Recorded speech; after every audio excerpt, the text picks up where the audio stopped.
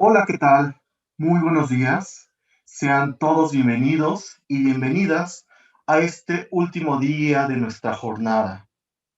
El día de hoy hemos preparado para todos ustedes dos mesas que versarán una sobre la reconstrucción y la otra sobre la musicología.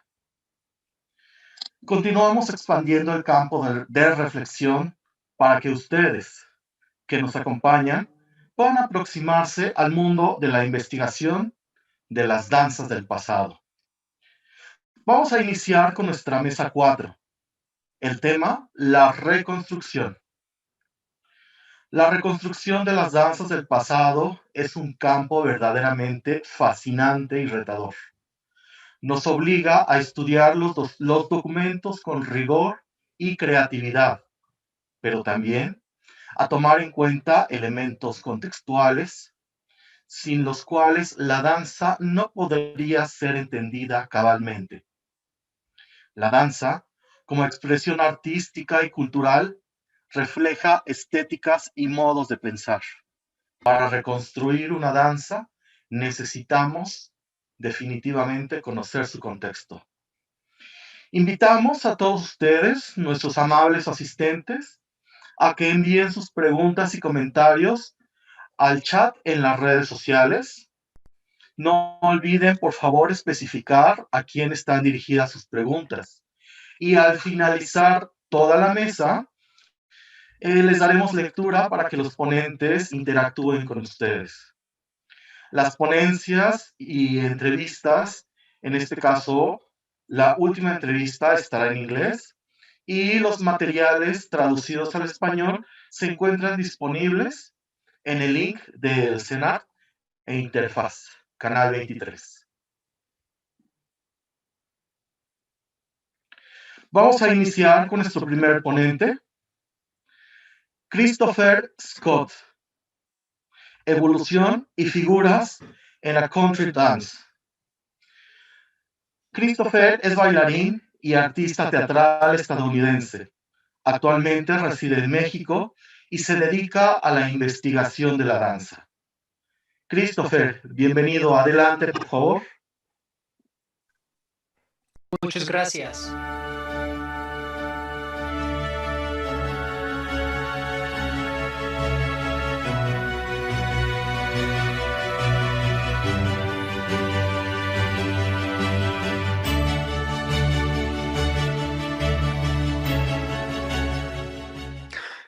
Country Dance, una introducción, presentado por mí, Christopher Scott Kinslow. Gracias por la oportunidad de presentar aquí. Toda esta información se va a incluir con los otros materiales del encuentro. Agradezco a la maestra Magdalena Villarán y a los bailarines que participan. También agradezco a Eva López por todo su apoyo. En los últimos 4 siglos, han sido pocos los movimientos del baile social que han cautivado tanto los corazones de la gente como la country dance. Antes de estar dominadas por los valses, polkas y cuadrillas, las salas de baile del mundo fueron saturadas del famoso baile inglés, la country dance. Después de su nacimiento en el siglo XVII, los bailes llegaron a Francia, donde les dieron un toque de ballet, y desde ahí comenzó su popularidad alrededor del mundo, desde los pueblos hasta las cortes reales. Aquí vemos los bailarines reales de Inglaterra y el Reino Unido. La reina Elizabeth I, el rey Jaime James I de la Casa de Estuario, Anne, George II y Carlos, Charles II. Una country dance consiste en figuras ejecutadas por un grupo de bailarines con música dividida en frases que se repiten. Música está compuesta en varios ritmos distintos. Las canciones que veremos hoy están en tiempo común Este patrón básico de la música permite que sea fácil contar y ejecutar una serie de figuras que están en el vocabulario común de movimientos. Las figuras que veremos hoy pueden tomar 4, 8 o 16 tiempos en su ejecución. Antes de las publicaciones más formales, había gran variedad en la ejecución de ciertas figuras. Incluso en la actualidad hay grupos de baile social que animan a sus participantes a bailar como prefieren. Aquí vemos una variedad de la figura set, a veces llamado balancé, en la cual las parejas hacen cambio de peso un par de veces en espejo. Ahora, vemos la postura siguiendo las guías de Thomas Wilson que se publicaron entre 1808 y 1824. Los bailarines se deben mantener una posición recta y relajada, con la vista elevada y pecho abierto. Se debe activar el tronco para mantener la postura correcta. Las figuras emplean las 5 posiciones de baile como fundamento. Empezamos con un balance, un paso compuesto que consiste en un par de pas de basque con un demi-jeté cambiando su peso por cada lado, pisando en tercera o quinta posición. Este paso siempre se hace en pares, 2 o 4 a la vez. Las figuras se repiten frecuentemente para preservar un cierto equilibrio tanto en la secuencia como en los bailarines. Las parejas van interactuando entre sí con los movimientos del baile mientras avanzan en las filas. Thomas Wilson refiere al comportamiento respetuoso que se debía mantener en el baile, sobre todo con las personas que recién iban integrándose en la sala. Ahora vemos estas figuras en un contexto de un baile completo. Observen cómo el hombre ofrece su mano a la mujer. Esta pareja será la primera pareja de nuestro grupo. Tradicionalmente, se ubica por la cabeza de la sala, donde están los músicos. Se repite el baile hasta la primera pareja regresa a la cabeza de la sala. Los bailarines se forman en las 2 filas paralelas, una para los hombres y otra para las mujeres. Cada baile empieza con una reverencia. El hombre deja sus brazos colgar, mientras las mujeres hacen un pequeño plié. Wilson nos advierte contra reverencias torpes. Los bailarines deben mantener contacto visual cuanto sea posible y sonreír. Además, no mirar al piso ni a los pies. Aquí los hombres ofrecen sus manos con la palma arriba para la figura de vuelta de 2 manos en 8 tiempos. Todo debe tener una impresión de ligereza y elevación. En las trayectorias de movimiento se emplea una serie de pasos compuestos para poder llevar el ritmo. Este paso se llama pas chassé. Los bailarines terminan figuras de pas chassé con un jeté y assemblé. Esta figura es un paseo de 16 tiempos, terminando cuando la pareja se coloca en algún lugar de la formación. Esta figura se llama chaîne anglais, cadena inglesa, también conocida como derechas y izquierdas, porque pasamos por la derecha y después por la izquierda. Dependiendo del ritmo y la velocidad de la música, esta figura se puede hacer en 8 o 16 tiempos. También hay una variación en la que se realiza una formación redonda conocida como circular hay. Las country dances se inmortalizaron y tuvieron su época dorada a principios del siglo XIX. Esta época es conocida como la Regencia Inglesa. Jane Austen, la escritora inglesa, incluye varias referencias a las country dances con respecto a su papel en el cortejo, debido también a otros escritores como Charles Dickens y Thomas Hardy. Las country dances se consideran una parte emblemática de la cultura inglesa. Las country dances dejaron de bailarse justamente cuando se terminaba la regencia inglesa, llegando al año 1840. Gracias a Dios, se preservaron en textos como Orgullo y Prejuicio por Jane Austen, Cuento de Navidad por Charles Dickens y Bajo del árbol de Greenwood por Thomas Hardy. Se dejaron de bailar por bailes más relacionados con las polcas y el chotis, y el baile más emblemático del siglo, el vals. Thomas Wilson también escribió una guía sobre el vals en 1816. Unas figuras de la country dance sobreviven en la cuadrilla. Aquí vemos la portada de las famosas cuadrillas Los Lanceros, Lancers Quadrilles, publicado en Dublín en 1816. Al haber sido difundidas en las colonias británicas, las country dances sobrevivieron en el mundo angloparlante. En Australia se organizaban reuniones de country dance para eventos familiares.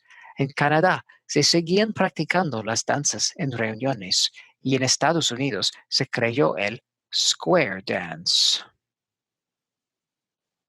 Aquí vemos un grupo haciendo la figura del círculo. Square dance es diferente que country dance en el aspecto de que hay alguien que está llamando los pasos para el grupo, o sea, gritando así, círculo, vuelta de 2 manos, 2 de do, espaldas, 2 de do. Entonces es más fácil todavía así para la gente participar, para integrar más gente diferente que no sabe los bailes, incluir más personas. La reina Victoria de Inglaterra y del Imperio Británico siguieron con entusiasmo las country dances del estilo escocés. Aquí vemos una presentación privada del baile de espadas. Baile de espadas no es un country dance, pero es muy emblemática de la cultura escocesa. Y aquí vemos una imagen muy bonita de la reina viendo esta presentación. En España y Latinoamérica se conoce como contradanza. En 1860, en México, Domingo Ibarra publicó su texto de bailes de sala.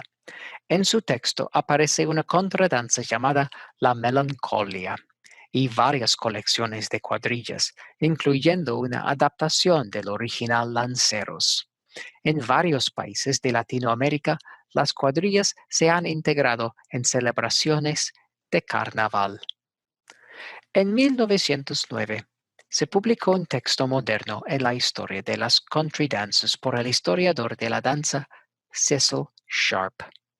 Su casa en Londres hoy en día es el sitio principal de la Sociedad Inglesa de Baile Folclórico, ahora el English Folk Dance and Song Society, que se fundó en 1932. También existen el Royal Scottish Country Dance Society en Escocia, Country Dance and Song Society en los Estados Unidos, varios grupos de baile en Canadá y la red del Australian Social Dance Network en Australia. Hoy, alrededor del mundo, los bailarines esperamos hasta que tengamos la oportunidad de movernos juntos sin miedo, de respirar libremente y tomarnos felizmente las manos compartiendo la alegría del baile, la magia que se nace cuando todos estamos haciendo nuestro papel juntos, participando en el baile, modelando cómo vivir, con alegría, con sonrisas, esperando nuestros turnos dejando a los demás hacer sus figuras. Sabemos que cuando volvemos a bailar, vamos a valorar el baile más que nunca. En el último video, veremos un baile de 1777, The Happy Captive o El Cautivado Feliz. Observaremos figuras distintas. Primero, para entrar en sincronía con el ritmo de la música, los bailarines se van a mover con un paso fluré, también conocido como pas de bourrée. También se va a observar una figura que consiste en una salida que realizan los bailarines de la primera pareja de las filas para bajar y volver a encontrarse nuevamente. Esta figura se llama cast y aquí se realiza en 8 tiempos. Para terminar el baile, la pareja regresa a la posición propia según corresponda.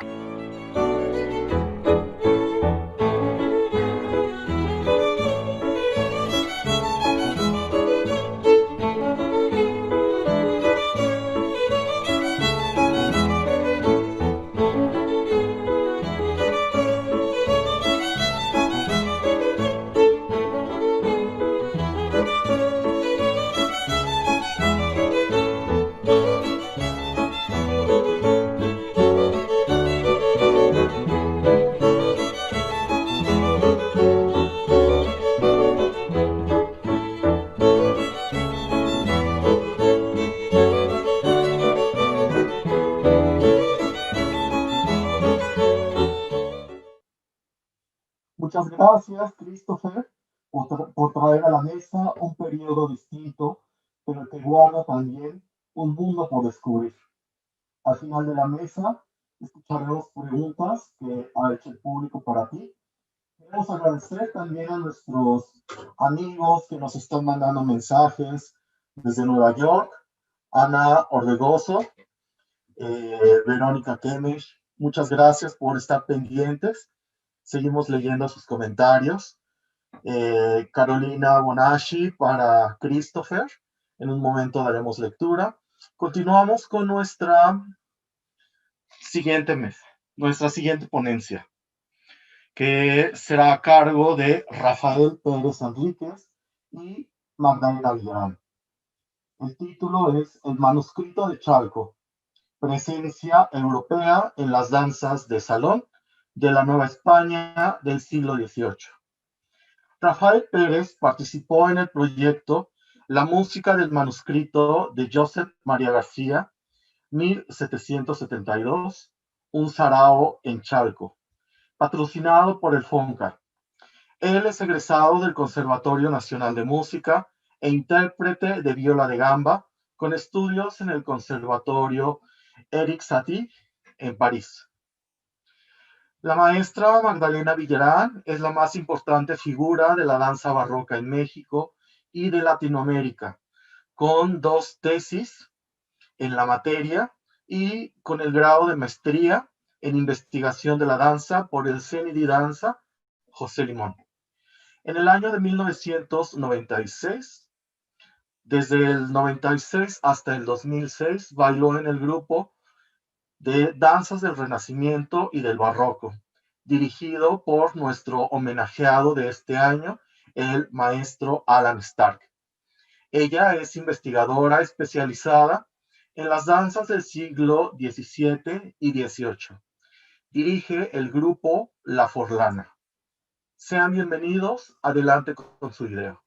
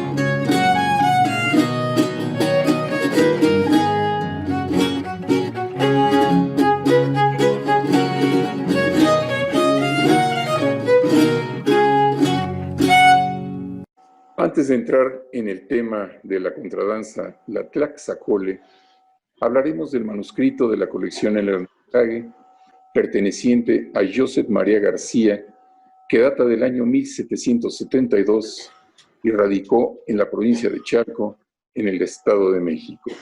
Al descubrirse que don Josep María García era dueño de un embarcadero y que, por lo mismo, al transportar grandes cantidades de maíz y trigo a la Ciudad de México, cultivó una estrecha relación con algunos importantes dueños de haciendas, de las que en Chalco había más de 40, se colige que el manuscrito dancístico formó parte importante de su vida social. Este manuscrito, empastado en piel, contiene 297 danzas con estilos tales como branles, alemandas, chaconas, minuetos y contradanzas. De este repertorio, las contradanzas acordes al origen inglés de las mismas son la mayoría de las que contiene el manuscrito. Aunque dichas contradanzas no cuentan con la información del autor, gracias a la investigación de los musicólogos Craig Russell y Evelyn McCarthy, se certifica que, en su mayoría, son de origen inglés. Algunos de los títulos, aunque están escritos en español e inglés, contienen un fuerte simbolismo británico. Como ejemplos destacan los siguientes: el Princess George, Jack Latín, la gaita inglesa, el Príncipe Guillermo, la Universidad de Oxford, la Timber Dietrich, Bad Madley, el Relutor o Recruiting Officer, Queen Hit, el Pool, el Druigrogan, Passpie Angloas y la Old Bachelor, entre otras. En esa época, a mediados del siglo XVIII, la relación entre España e Inglaterra no era del todo buena. Baste mencionar que en el año 1765 los británicos invadieron La Habana, después que años antes ya les habían arrebatado el Peñón de Gibraltar, la isla Jamaica y la provincia de Dunkerque. Ante este antecedente, llama la atención que las autoridades novohispanas hayan permitido un manuscrito tan proclive a la cultura del Imperio Británico. En el año 1760, el pintor Miguel Cabrera realizó un biombo cuyo motivo lleva el título Escena galante con músicos. Esta pintura recrea el ambiente en el que, por la cercanía de fechas, pudo haber coincidido con el estilo de la música del manuscrito Eleanor Hage, ya que la joven que se encuentra al lado del gambista muestra una partitura con el título Amable, que coincidentemente forma parte del repertorio del manuscrito en cuestión. Esta contradanza amable fue compuesta en el año 1700 por André Campra y da inicio al acto tercero de la Operazione y la Laomedonte. Respecto a la danza amable, el maestro Bartolomé Ferriol la califica como la llave de los bailes serios.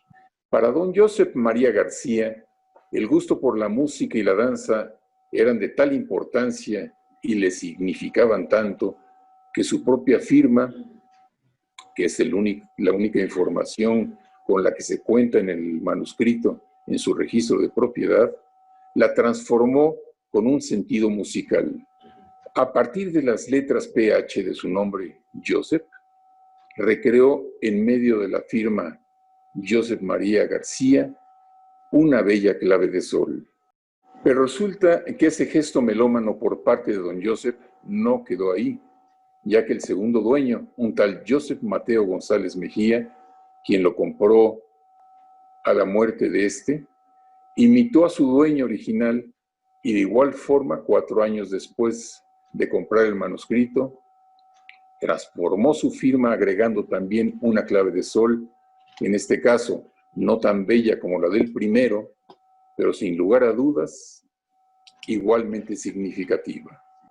La contradanza, motivo de esta conferencia, la Tlaxacole, tiene el antecedente de una búsqueda realizada por el musicólogo Craig Russell, quien al no localizar su referencia en Europa y por la palabra Tlaxacole, le dio la posibilidad de haber sido escrita en México. Al llevar a cabo una segunda búsqueda y habiendo descartado que la palabra sea de origen náhuatl o otomí o maya, por fin se localizó en el Caledonian Country Dance de John Johnson, publicado en Londres en el año 1750. Entre la versión de Hage y la de Johnson, la melodía y el compás resultaron iguales, pero la tonalidad, aunque en las dos está en re mayor, la europea tiene la armadura en sol mayor e inscribe el do natural, y la de Hage en re mayor con el do sostenido. Pero entre ambas, su título presentó una gran sorpresa. La Tlaxacole, palabra que le asignó el copista del manuscrito, no fue tal, ya que, en realidad, es el resultado de haberle escuchado en idioma inglés, probablemente por alguien que no lo hablaba, y al transcribirla al idioma español, plasmó lo que fonéticamente le sonó y así surgió, o digamos, inventó la palabra Tlaxacole, cuyo original en inglés es Black as a Cole.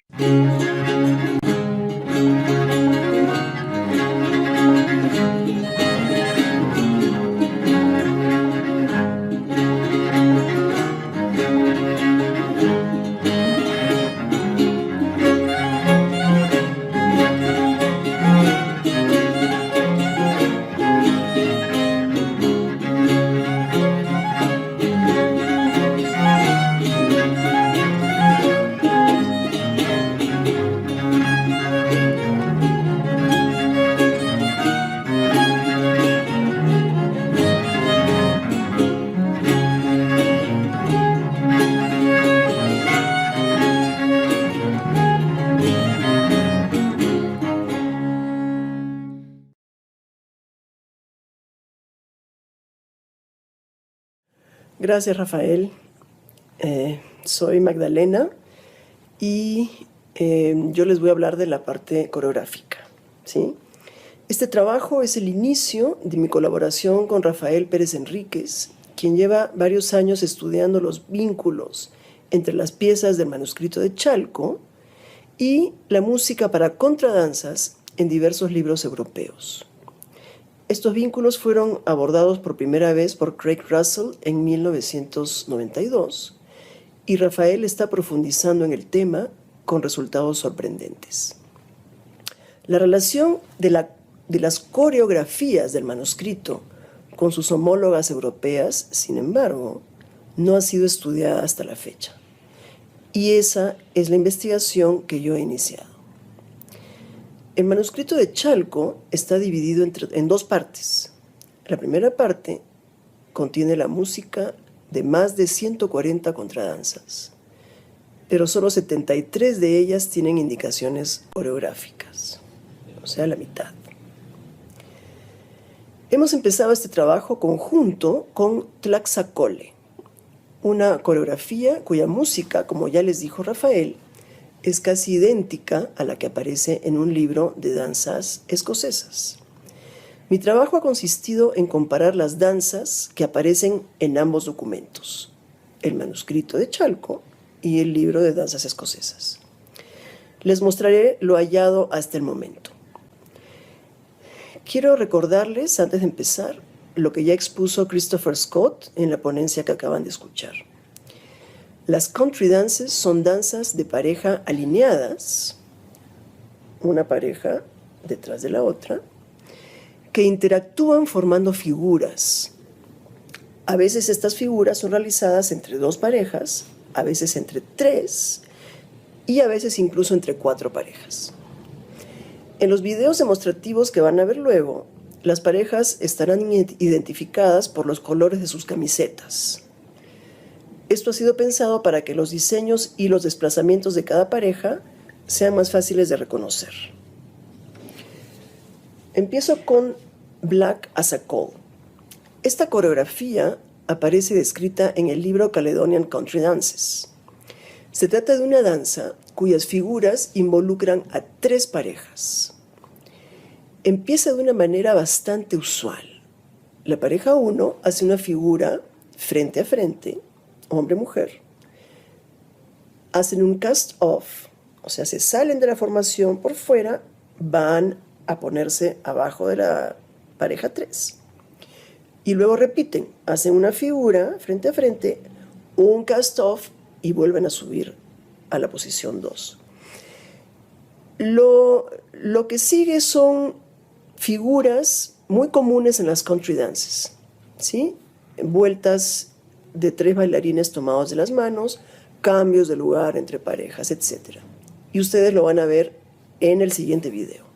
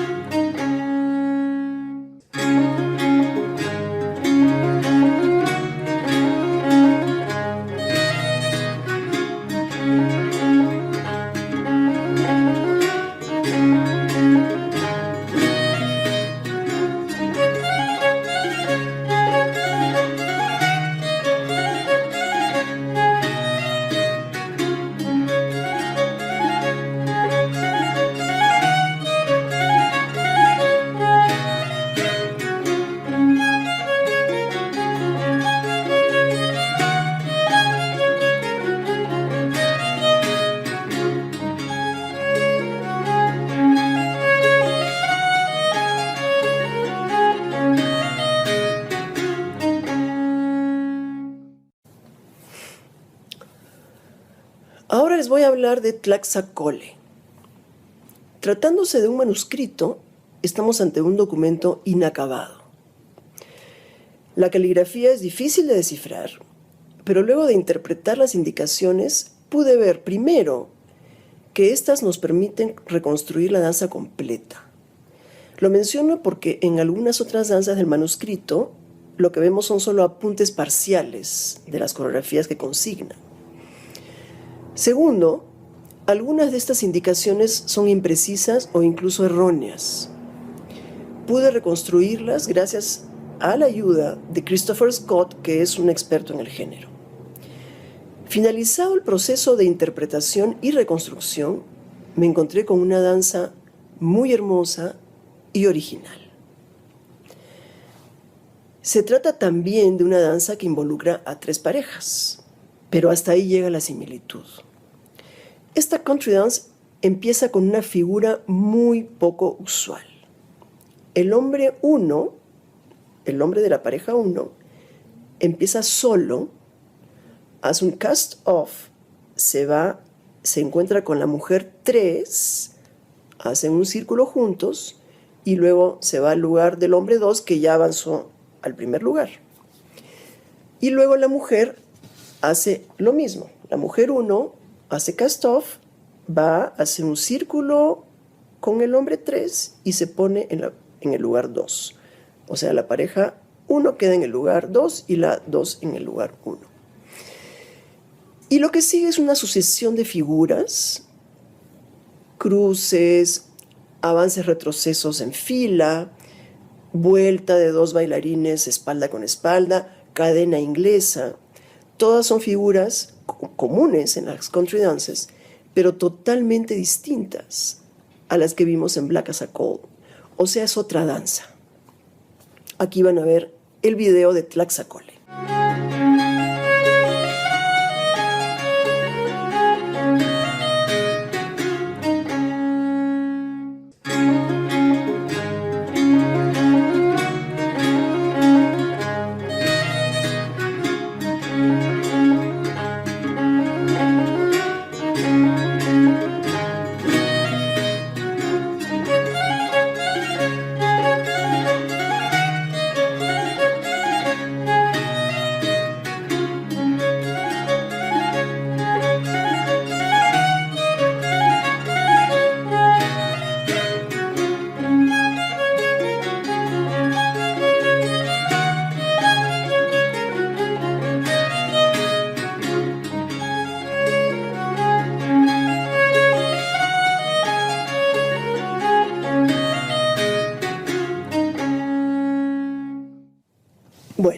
tenemos misma música, diferente coreografía.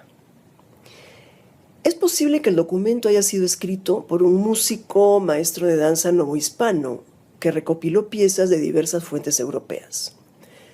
Una posibilidad es que lo haya hecho en Europa, ya que no hay vestigios de que estos libros circularan en la Nueva España. Rafael no está de acuerdo conmigo en este punto, eso lo vamos a seguir discutiendo. Otra posibilidad es que haya registrado danzas que vio aquí en América, en la Nueva España o quizás en el Caribe, traídas, bailadas y enseñadas oralmente por maestros o bailarines europeos. La mayoría de las contradanzas, como ya les dijo Rafael, son de origen británico, ¿sí? En el manuscrito. Por eso menciono lo del Caribe. Es una posibilidad. En el libro de Walsh, donde está registrada la música con su coreografía, no está la danza consignada en Tlaxcala. Esta misteriosa danza fue posiblemente copiada de una fuente distinta a la de la música, o cambiada por nuestro misterioso autor por una que le gustó más o que recordó mejor. Solo cuando haya analizado más coreografías del manuscrito podré aventurar una hipótesis. Por lo pronto, concentrándome en Tlaxcala, empecé una revisión de libros escoceses e ingleses de country dances de la época, del siglo XVIII. Revisé alrededor de 1000 ejemplos. Afortunadamente, como la coreografía empieza de una manera inusual, rápidamente, desde la primera línea yo me daba cuenta de si era o no era la que yo estaba buscando. Y de hecho, de las 1000 danzas revisadas, solo 9 empiezan igual, con esta figura. 6 de ellas en fuentes escocesas y 3 en fuentes inglesas. Pero la misteriosa danza completa no ha aparecido todavía. Solamente la primera figura es la que yo he encontrado en estas pocas danzas. Podría estar ahí, en alguno de los muchos libros de country dances publicados en Europa y en Estados Unidos en el siglo XVIII. Otra posibilidad es que nuestro maestro de danza haya usado las piezas musicales para crear sus propias coreografías, lo cual mostraría un conocimiento profundo de las reglas y de las figuras características de las country dances. La investigación apenas comienza. Y bueno, muchas gracias, Rafael. Esta investigación a mí me está fascinando mucho y tenemos que continuarla porque realmente es un material que no se ha trabajado desde el punto de vista de la danza y muy poco desde la música. Okay, muchas gracias.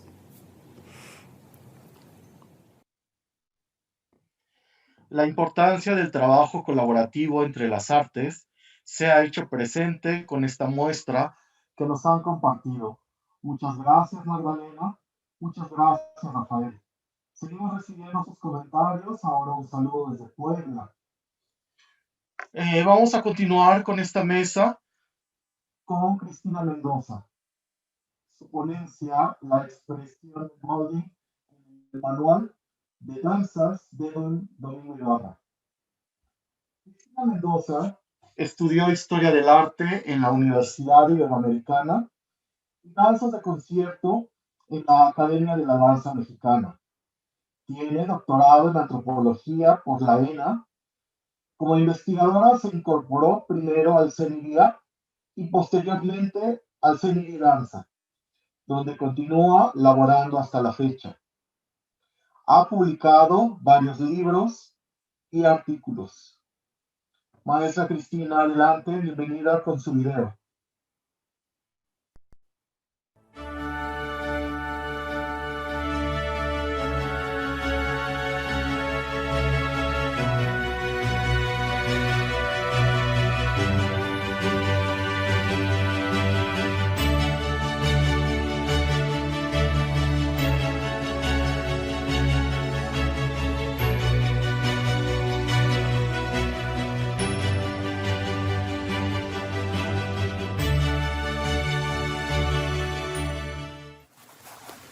La expresión de la Bildung en el manual de danzas de Don Domingo Ibarra. Si bien esta plática se enfoca en las prácticas de civilidad contenidas en la noción de Bildung, acuñada en Prusia durante el siglo XVIII, la preocupación occidental por las formas de relación empática entre las personas fue constatada ya en las reflexiones socráticas. A lo largo de los años, las diferentes culturas europeas modificaron estas formas, siendo el Renacimiento la época en que, gracias a la imprenta, pudieron ser registradas debido a la publicación de los manuales dedicados a su divulgación. En un rápido recorrido que incluye saltos de tiempo y lugar, expondré 4 temas que fundamentan el desarrollo de esta narración, todos vinculados con la manera en que la Bildung se manifiesta en la práctica de la danza del siglo XIX en México. El concepto idealista burgués de Bildung. Michel Foucault recuperó en varios de sus escritos la propuesta socrática de cuidado de sí, que hacía referencia a la preocupación por adquirir una disciplina de autoformación cuya práctica repercutía de manera positiva en la polis. Esta disciplina revelaba el anhelo de un comportamiento civilizado que fomentara la convivencia armónica entre los distintos sujetos sociales. Esta línea filosófica se puso nuevamente de moda en los siglos XVIII y XIX debido a los hallazgos arqueológicos y al desarrollo general de las ciencias de la naturaleza y del espíritu en aquel momento. Las múltiples variaciones del cuidado de sí, presentes a lo largo de la historia cultural europea, fueron de alguna manera recogidas en la noción de Bildung. Bild significa imagen en alemán, y la Bildung desplegó la idea de dar forma a algo partiendo de la semejanza con una imagen objetivo. Si bien su meta era la copia de un modelo, aceptaba la movilidad en función de acercarse cada vez más a la perfección. La Bildung corre de la mano de la modernidad y por extensión del sujeto moderno. El cuidado de sí, que se recuperó de manera amplia y renovada en esta noción, atendía la preocupación del hombre ilustrado que creía firmemente en la formación de sí como vía de transformar el ser, a la vez que ostentaba una inquietud permanente por la forma, el buen gobierno y el buen gusto como vías de progreso universal. Los manuales de urbanidad y de danza en la historia de las cortes europeas. Norbert Elias, en su Historia del proceso civilizatorio, señala un momento crucial durante la Edad Media, en el que las constantes guerras menguaron al verse consolidados los distintos reinos. Surgiría con este cambio un nuevo caballero, que además de las artes de la espada, se vio precisado a dominar el uso de la palabra y las buenas maneras con el afán de conquistar el favor de alguna dama prominente y ascender en la escala social. La cultura renacentista dio muestras de una vida cortesana de gran refinamiento debido al auge económico que emanó de la actividad comercial con los países de Oriente. La corte fue sin duda una estrategia de los monarcas con fines de control político y económico. De ahí la preocupación por la imagen que debía proyectar un dirigente. Florece en esta época el texto El cortesano de Castiglione, pues delineaba la personalidad y el comportamiento ideal de los nobles en dicho ambiente. Durante la época de la Contrarreforma, fue evidente la influencia de Erasmo de Róterdam, quien pretendió ajustar la conducta cortesana a los preceptos cristianos. Autor del Manual del Caballero Cristiano y de Educación del Príncipe Cristiano, dedicado a Carlos V, contravino en estos escritos la política basada en el autoritarismo y el temor promovida por Maquiavelo. A pesar de las diferentes visiones, ambos otorgaron una importancia trascendental a la apariencia general del príncipe, quien debería cuidar tanto su aspecto físico como emocional. En paralelo, y atendiendo al interés por la civilidad, aparecen los primeros manuales dedicados a difundir los buenos modales y la enseñanza y la práctica de la danza. Domenico de Piacenza, contribuyó a la conformación de la imagen del futuro bailarín profesional. La belleza y la aptitud físicas eran imprescindibles, así como el sentido del ritmo y el del espacio, una buena memoria, la agilidad y la gracia. El texto de su alumno, Guillermo el Hebreo, exaltó la suprema dignidad de la música, de la que el arte de bailar era un producto natural.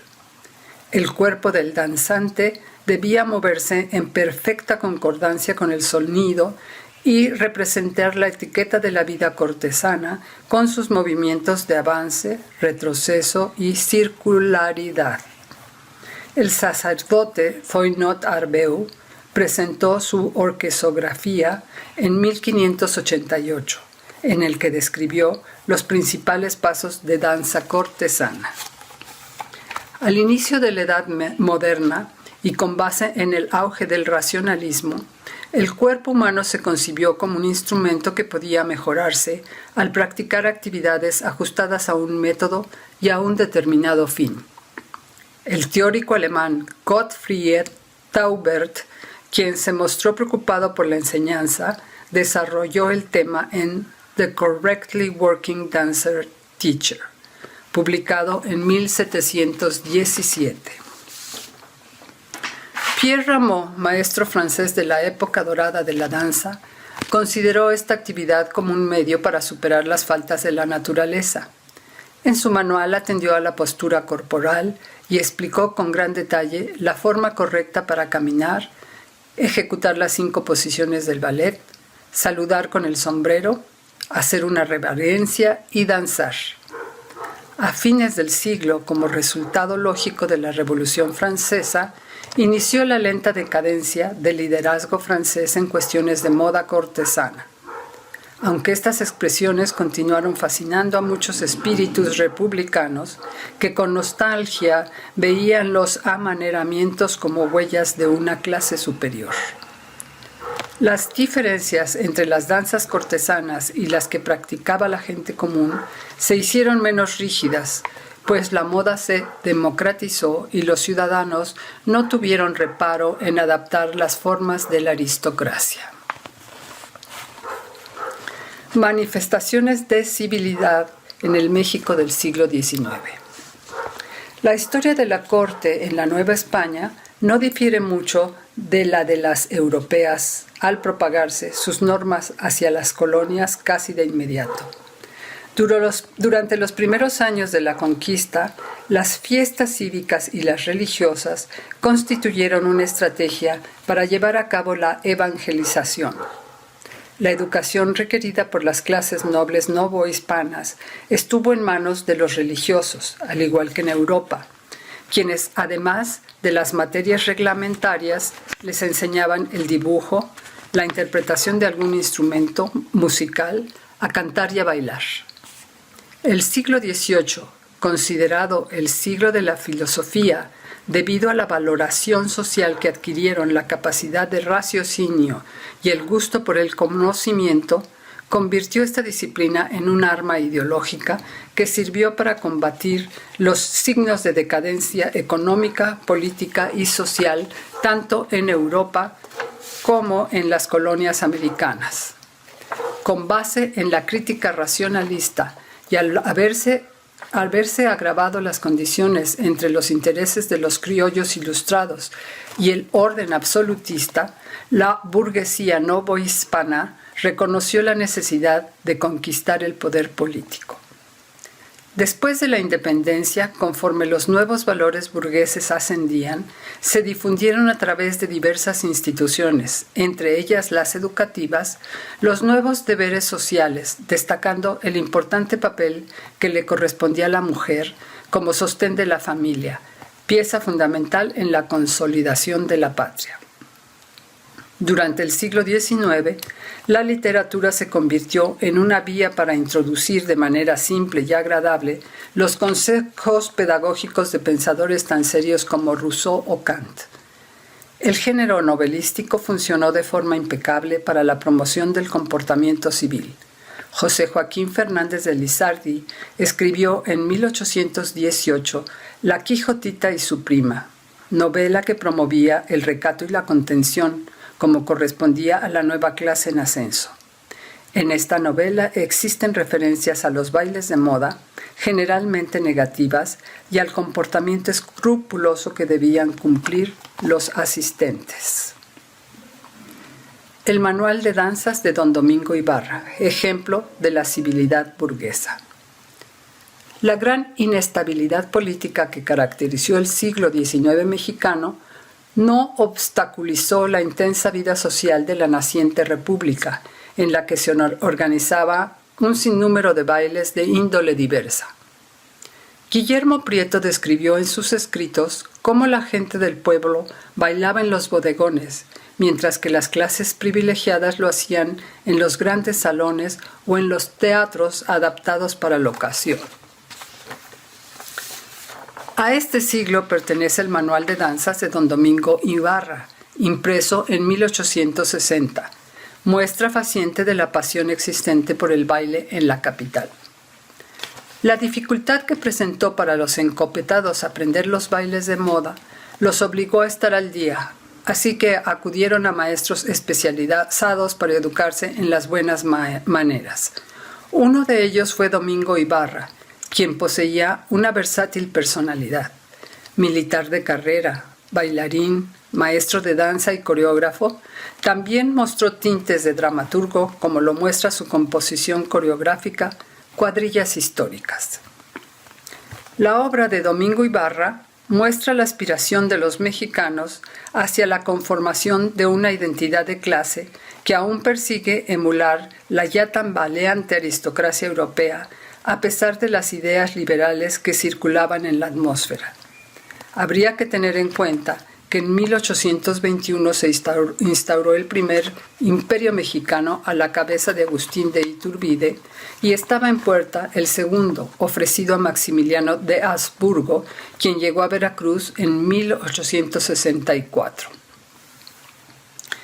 Debido a su estructura y contenido, el manual pertenece a la tradición europea, siendo significativo que el autor dirigiera su interés a la juventud, segmento necesitado de sus enseñanzas, pues según afirmó, no sabían caminar con soltura y elegancia, ni llevar los brazos con gracia y donaire, a pesar de que la naturaleza les había dotado de un buen físico. El manual carece de notación dancística y tampoco presenta imágenes del desplazamiento por el piso, contenidos en otros ejemplares de épocas pasadas. Este cuadernillo fue pensado como una guía autodidáctica, sumándose a una larga tradición de manuscritos y publicaciones semejantes.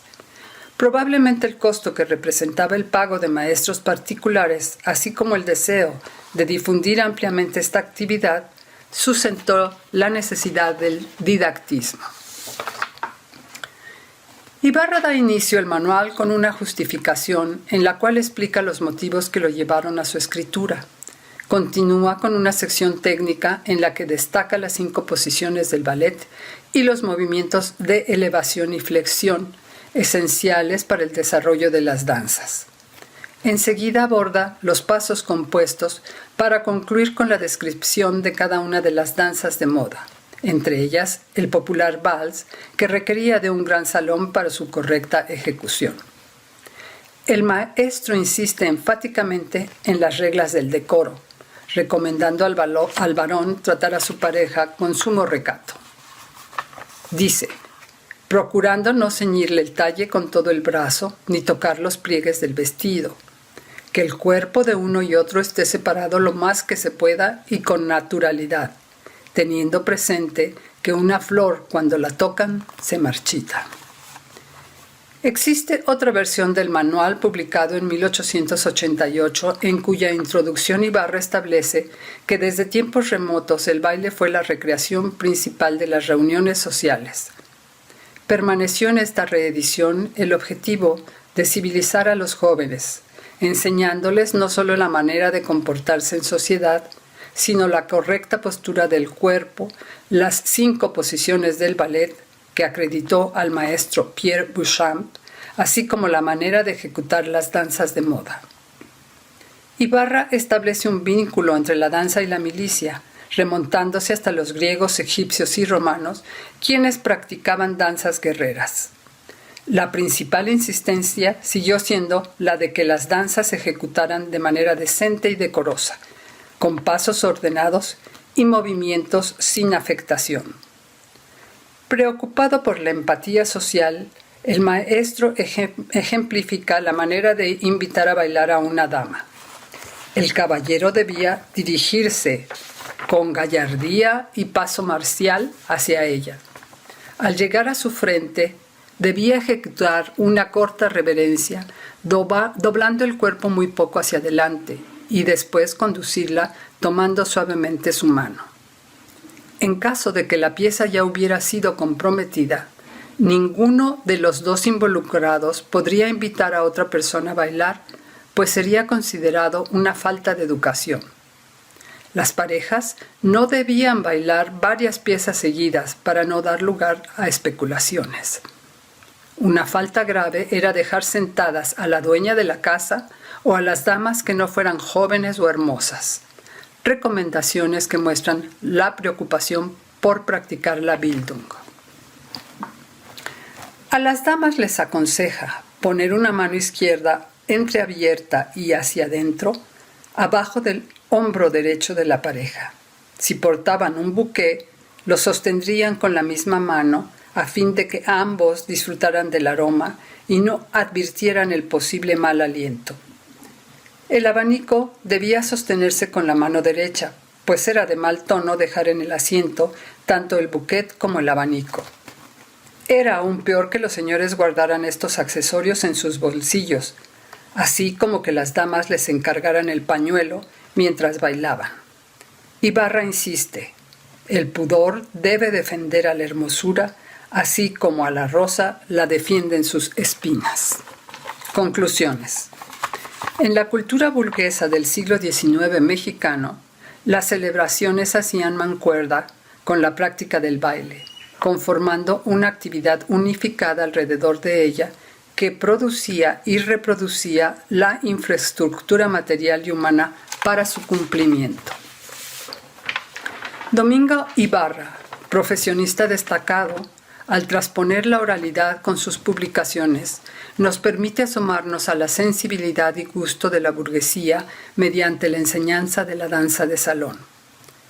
Sus manuales dan cuenta de la imaginación suntuosa y las exigencias de un comportamiento normado con miras a pertenecer y permanecer en un medio que aspiraba al orden, la buena educación y la elegancia en un país que estaba a punto de sucumbir a cada momento. La Bildung está en su mente como un imaginario que debe ser practicado para mejorar la convivencia social. Su labor probó ser meritoria en función de cumplir estos objetivos apremiantes para la clase burguesa. Muchas gracias. Muchas gracias, doctora Cristina, por su reflexión tan atinada desde la teoría.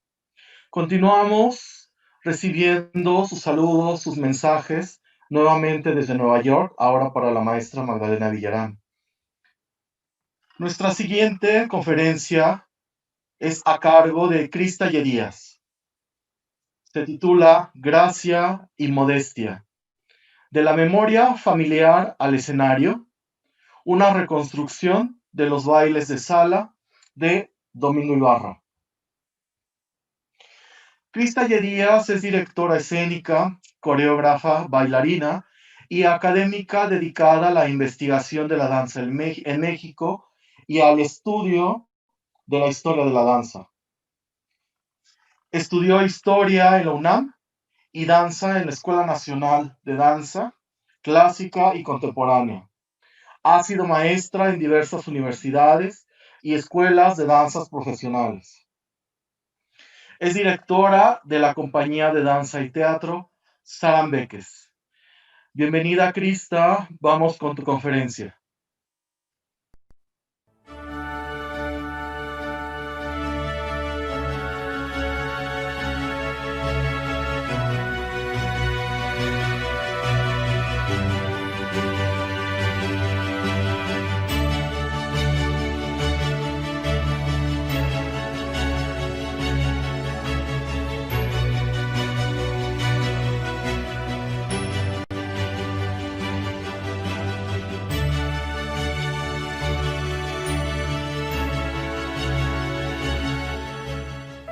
El siglo XIX refleja en su infinita documentación las inclinaciones de los mexicanos a bailar y a danzar.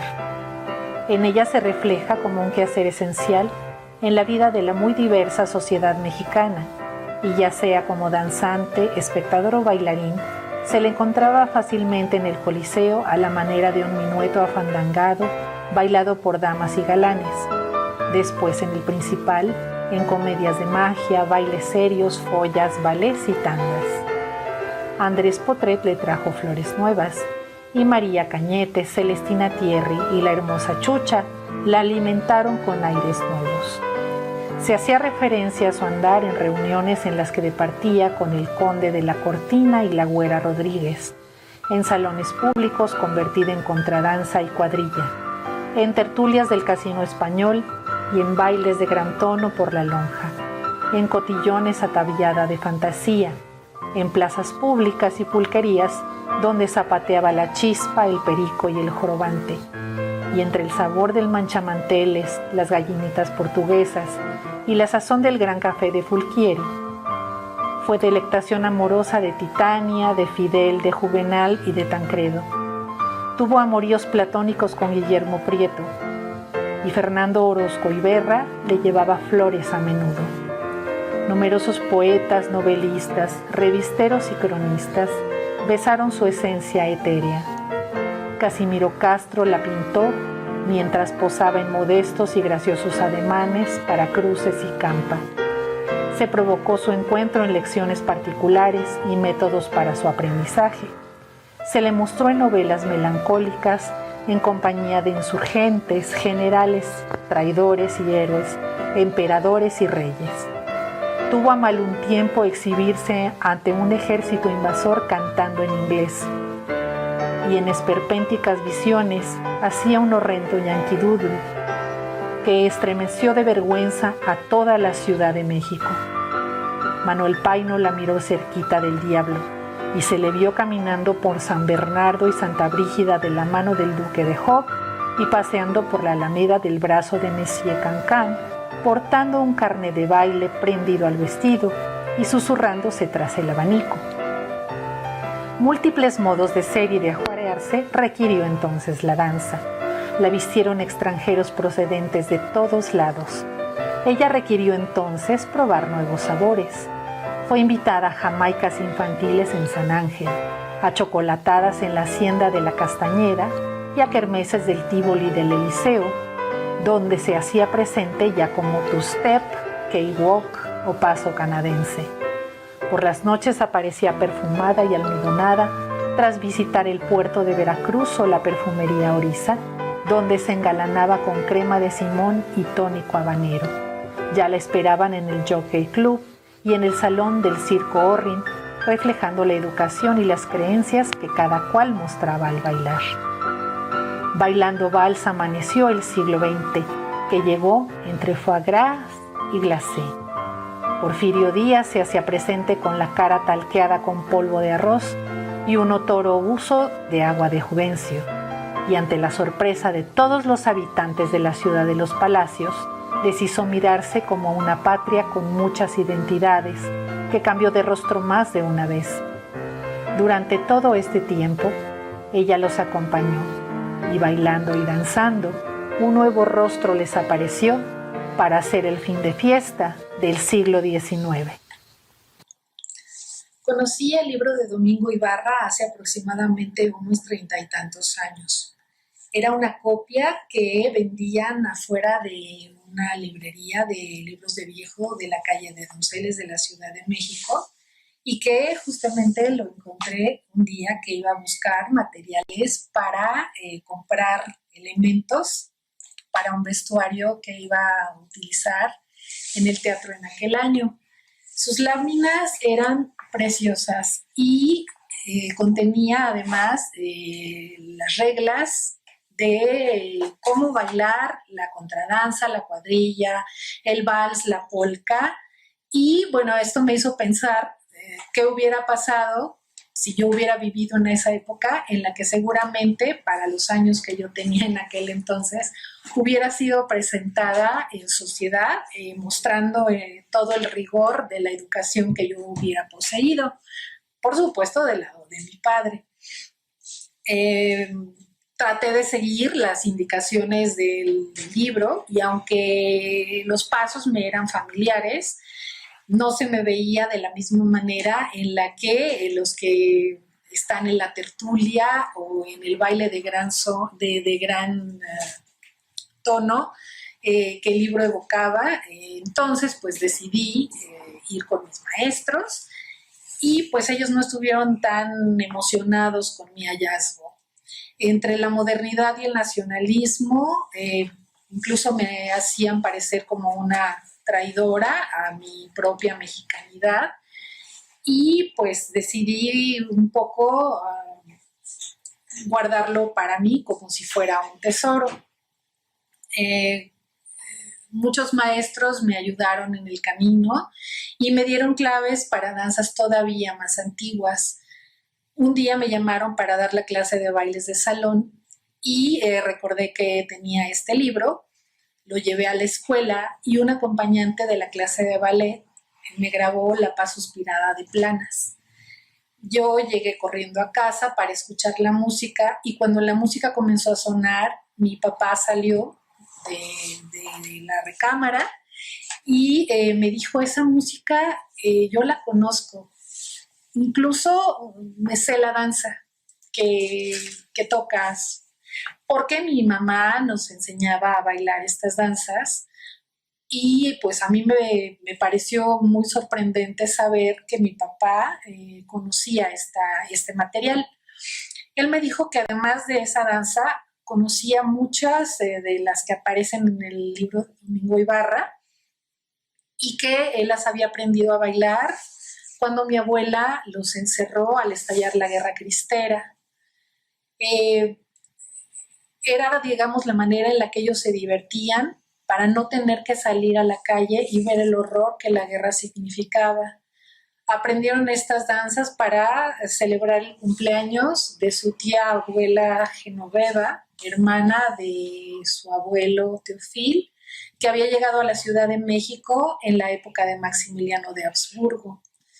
A mí me pareció muy sorprendente pensar que mi padre, que no se dedicaba ni a la danza, ni a la música, ni al teatro, tuviera además el conocimiento de este libro, pero algo que también me dejó pensando es que la gente de esa época lo sabía como parte de su formación, es decir, y que la danza además no era un ejercicio único, sino que además la danza era el resultado de la formación y del conocimiento de muchas otras habilidades o de muchas otras artes y ciencias. Entonces yo me dediqué a preguntarle cómo es que él había conocido esto y entonces él me comenzó a platicar de cómo estas danzas se hacían además en el norte de la ciudad, en el norte de México y que muchas de estas danzas incluso aún se siguen bailando. Me comentó cómo se baila en Chihuahua, en Coahuila, en Nuevo León, en Tamaulipas. Me habló de cómo los hacendados se hacían acompañar de orquestas de cuerdas, de cómo los peones y los caporales hacían estas mismas danzas, pero se acompañaban de bajo sexto, de acordeón y de instrumentos de viento o de lo que tuvieran a la mano, y que había además familias francesas como la suya, que se hacían acompañar únicamente con un piano. Obviamente esto me dejó con una cantidad infinita de preguntas y pues obviamente mi papá me dejó entender que la danza se hacía por una condición de merecimiento, que no tenía que ver con una gracia impostada, que evocaba sentimientos que no existían y que además no se tenían por qué provocar risitas innecesarias. Entonces me tomó de la mano y tuve que saber de qué se trataba entonces la danza de aquellos años. Entonces, bueno, lo primero que entendí fue que la danza en México siempre ha sido una actividad festiva y que ha sido predilecta por toda la sociedad mexicana. La enseñanza de los bailes de salón en México se había iniciado desde el inicio de la Nueva España y que a lo largo del siglo XIX, maestros como Antoine Pucel, Joan Roland, Francisco Pavía y Oscar Bernardelli daban cuenta de la moda y de las influencias que la danza había tenido a lo largo del siglo XIX. Destaca sobre todo Andrés Potré, maestro del Conservatorio de Actuación, Canto y Danza, que también fue maestro de bailes de salón, pues que él era quien adiestraba a los jóvenes aristócratas de aquellos años para presentarse en el baile de carnaval, que además era una de las fiestas más importantes en aquellos años. Alumnos de Potré fueron Domingo Ibarra y Alejo Infante, destacados maestros de bailes de salón, pero que también se destacaron en el universo de la actuación y de la música. Las academias de bailes de salón eran muy populares entre todas las clases sociales y continuamente se ponían a la venta colecciones de música y las instrucciones para poderlas bailar. Al ser la diversión predilecta de la sociedad mexicana, se le consideraba también el objeto de adorno social por excelencia y era el reflejo de una buena educación, del prestigio individual y de la cultura que uno poseía. Era además un asunto muy serio que te obligaba a conocer las reglas sociales y además era un quehacer que contribuía a la salud, a la obtención de la gracia y de la soltura. Ahora, al cuerpo la danza lo dotaba de una distinguida posición a través del conocimiento de ciertos modelos que se retomaban a partir de formas clásicas. Y estas eran finalmente la encarnación del equilibrio, la serenidad y la razón. Carlo Blasius, que fue el gran maestro de la danza clásica del siglo XIX, instaba a sus alumnos a seguir este ejemplo para poder aprender el gusto y la elegancia.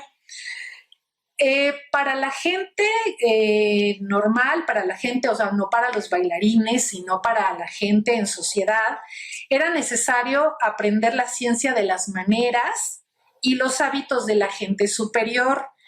Esto quiere decir la gente que sabe leer, que sabe escribir, que puede conversar y que tiene además la manera de hacerse presente a través de todos estos modelos de educación. Este ideal de representación del cuerpo estaba dispuesto a partir de una cultura en donde la buena apariencia material y moral significaba también un modelo de superioridad. La conquista técnica del siglo XIX, es decir, el dominio del espacio aéreo y la danza de elevación, fueron justamente la expresión perfecta de esta idealización del cuerpo, en donde a partir de un fino catálogo de virtudes expresadas con un detallado manejo de la gestualidad, con determinados movimientos de los brazos, del cuerpo y de la cabeza, se dotaba al movimiento de un sentido irreal que recreaba imágenes emotivas más allá de lo físico.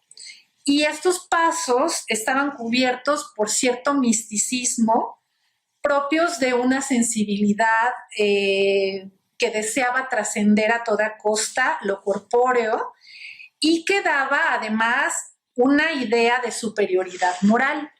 Entonces finalmente comprendí que la danza y la danza que mi padre hacía estaba sobre todo dedicada al ejercicio de la demostración de quién eras, cómo eras y que la danza era finalmente la verdadera portadora de toda tu educación y de tu conciencia.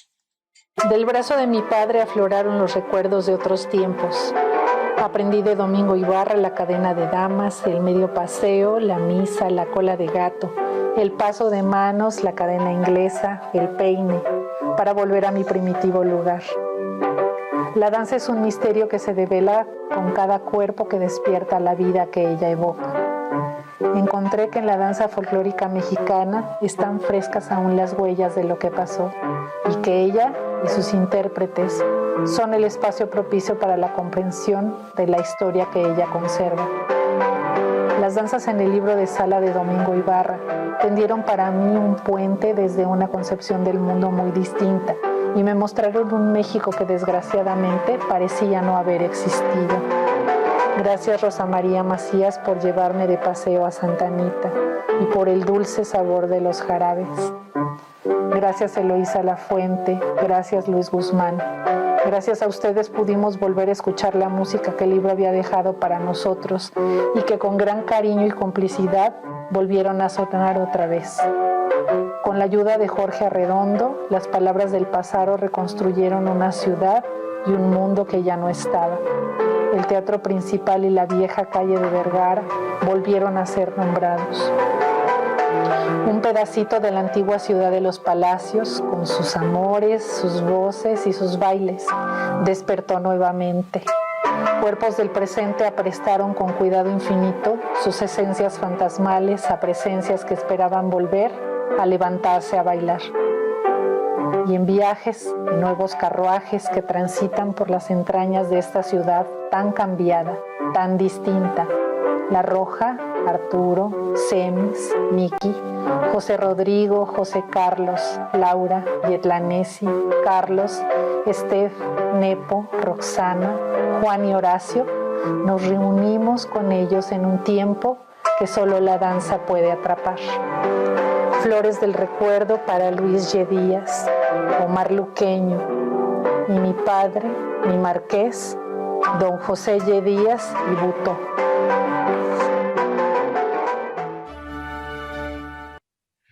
Muchas gracias, Krista, por compartirnos esta parte que también es muy importante dentro de la investigación y que es la memoria, tanto desde los principales actores como la memoria colectiva, esa riqueza que nuestro país aún guarda.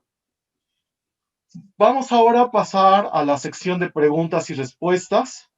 Seguimos recibiendo sus saludos ahora para la maestra Krista Díaz, directora de Sarambeques. Y vamos a iniciar una pregunta para Christopher.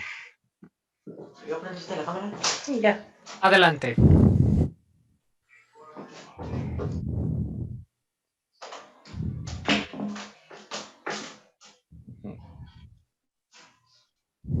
Christopher, entiendo que vas a empezar la reconstrucción de una de las danzas que aparecen en el libro de Domingo Ibarra, La Guerra de Rusia de 1812.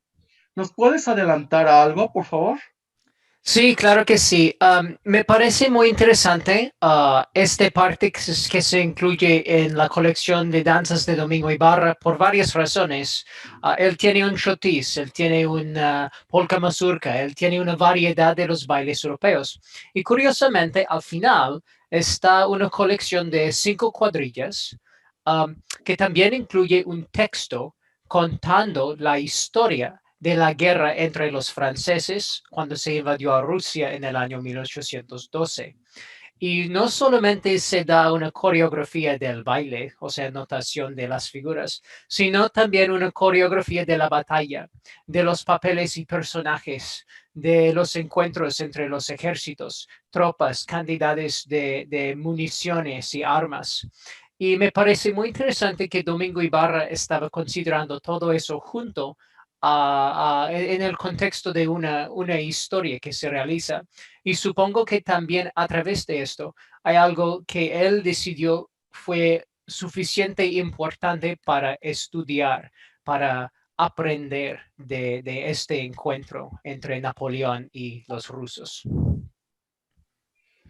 Muchas gracias. Pues seguiremos muy atentos con este desenlace y esperemos que muy pronto, para el próximo encuentro, nos puedas compartir adelantos de este proceso. Gracias.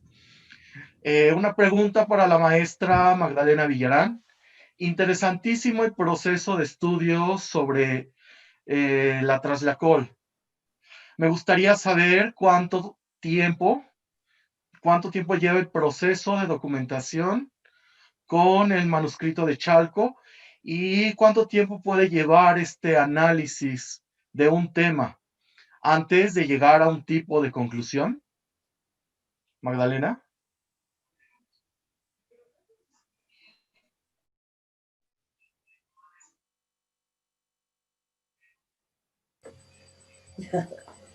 Antes de empezar, quiero anunciarles que el próximo año va a salir publicado la transcripción completa del manuscrito de Chalco por la maestra Denia Díaz, ¿sí? Que hizo su doctorado sobre este texto, la parte musical. El maestro Alan Stark estuvo involucrado con ella durante un tiempo, digamos, antes de morir. Y bueno, vamos a tener el libro ya transcrito, porque como les mencioné, como es una caligrafía muy difícil de leer, pues sí es necesario tener el documento actualizado, ¿no? Y con respecto a la pregunta, yo empecé, vaya, tuve el manuscrito fotocopiado completo desde hace años. Lo anduve hojeando, incluso traté de transcribir algunas de las indicaciones, y como les digo, es bien difícil. Pero realmente cuando ya decidí investigar a fondo, digamos, las coreografías que están cocinadas, fue más o menos a principios de este año, cuando terminé mi tesis de maestría y dije, bueno, ¿y ahora qué hago? Entonces, mi tesis de maestría fue sobre danza barroca francesa y dije, ahora voy a hacer algo con un texto mexicano, ¿no? Y yo lo tenía ahí esperando. Y como les comenté el primer día, cuando fui a recoger los archivos del maestro Alan, me encontré con este cajón lleno de todas las fotocopias que él había ido juntando, ¿no? Para documentar, digamos, toda esta investigación. Entonces, lo decidí en ese momento y empecé más o menos en abril, yo calculo. Y bueno, lo que se tarda, pues es muy variable, ¿no? Depende del tiempo que le dedicas, depende de si tienes o no acceso a los documentos necesarios. Por ejemplo, yo para hacer esta investigación sobre Tlaxcala que les he mostrado, pues me falta mucho material que ahora con el problema de la pandemia pues no me ha sido posible conseguirlo, ¿no? Porque hay muchas cosas que están en bibliotecas que hay que pedirlas, pero vaya, todo se ha detenido un poco por este problema. Entonces, el acceso a la información es un factor fundamental para poder llevar a cabo una investigación. Y luego la posibilidad de contar con la gente, por ejemplo, los bailarines para reconstruir, porque son danzas que necesitan por lo menos de 2 parejas, y en muchos casos de 3 o 4.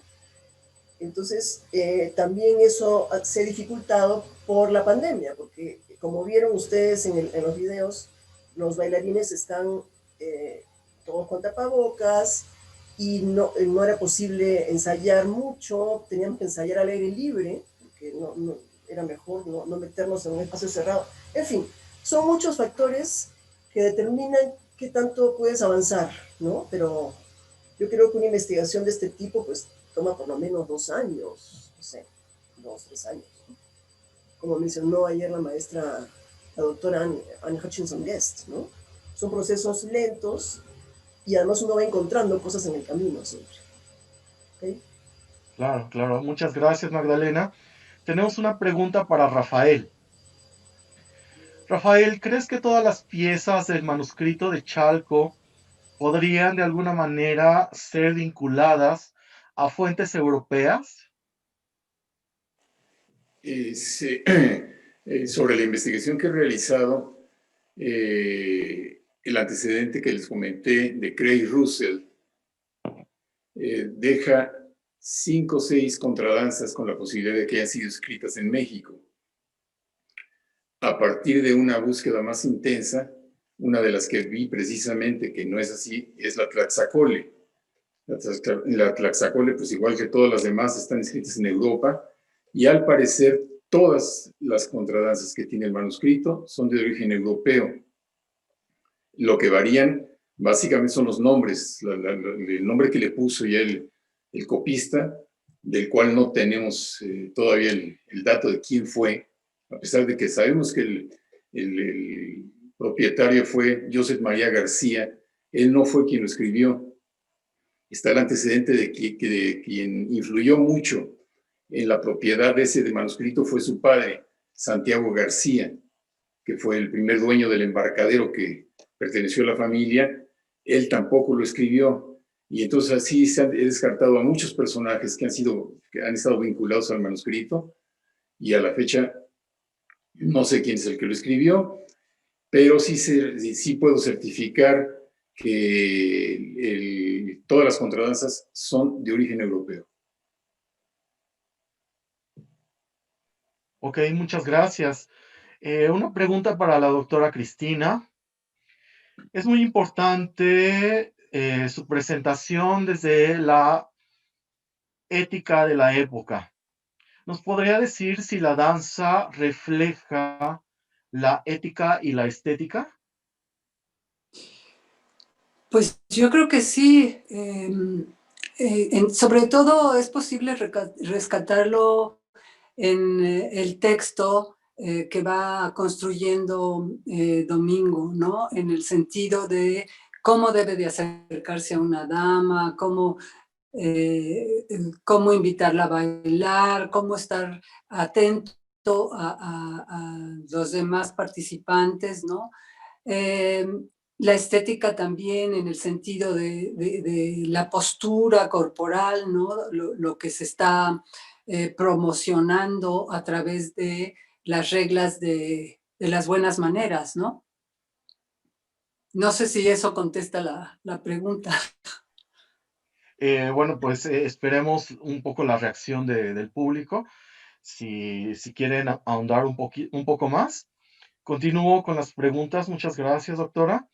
Crista, ¿qué importancia le das a la reconstrucción de estas danzas para la formación de los jóvenes?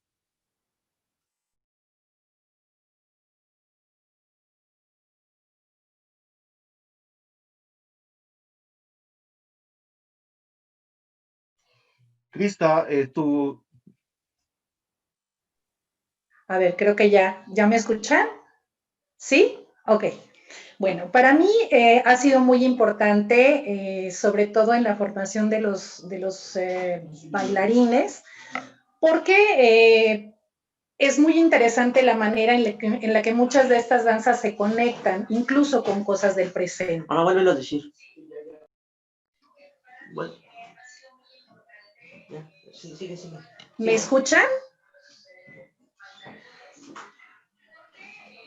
Te escuchamos, pero no te vemos.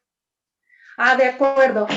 Bueno, muchas de estas danzas han sido importantes porque han sido también como un punto de contacto con danzas que todavía se ejecutan. Es muy interesante ver cómo muchos de los chicos de la escuela se han podido reconocer en danzas que ellos conocen de sus comunidades. Es muy interesante ver cómo todas estas danzas, además, constantemente tienen una vida en este momento. Yo reconstruí las contradanzas históricas, reconstruí la mazurca de Tertulia, reconstruí la polca camelina, y es muy lindo ver cómo muchas de estas danzas tienen todavía una forma en el presente en muchas comunidades. Se bailan todavía. Tienen además antecedentes en el pasado. Es increíble cómo que de alguna manera entran en contacto todos estos universos, la forma en la que portas, porque finalmente la danza es el resultado de todo el quehacer que tú tienes en la vida, es decir, no solamente compete al movimiento del cuerpo, el movimiento del cuerpo tiene que ver con la manera en la que piensas, con la manera en la que vives, con la forma en la que ves el mundo. Y yo creo que esa es la manera más interesante en la que yo he podido constatar que estos universos se juntan. Para los muchachos ha sido interesantísimo descubrir cómo ellos se pueden recrear incluso en estas danzas, que parte de su vida, de sus emociones, de su contexto, vuelve otra vez a la vida y cómo eso además ha conectado también a sus antepasados, por decirlo de alguna manera. Mi mamá, mi abuela me contaba, mi papá me decía, cómo de alguna manera esto también ha sido como el camino para entablar una plática no solamente con el presente, sino con quiénes fuimos en el pasado, quiénes fueron nuestros padres, qué estaban haciendo, en qué creían, qué era lo que hacían. A mí me pareció muy sorprendente justamente esta parte, reconstruirla a través de que mi papá me decía, a través de toda esta condición, de toda esta como maravilla de reconstruir una ciudad que finalmente ya no existe. Volver a transitar por las calles, volver a pensar cómo era, pero no solamente fue reconstruir esa ciudad, sino reconstruirla con el cuerpo, el presente. No tenemos otro espacio. De una manera, tratar de volver a la memoria a toda esa gente que vivió la Ciudad de México, que sintió, que entiende la Ciudad de México desde otro punto de vista. Y para mí, o sea, sobre todo, trabajar con los jóvenes ha sido fundamental porque finalmente es también volver a explorar como en ese pasado que finalmente es de alguna manera común para. Creo que esa ha sido la parte más importante de reconstruir estas danzas. No estamos hablando, sí, de Napoleón, estamos hablando de algo que tal vez no nos tocó vivir a nosotros, pero que finalmente, de alguna manera, está presente constantemente en nosotros, está constantemente en la historia, lo puedes ver, pero pues sí, parece que está como oculto. Entonces la danza justamente ha servido como pretexto para regresar a la vida de esa ciudad que de alguna manera ya no está.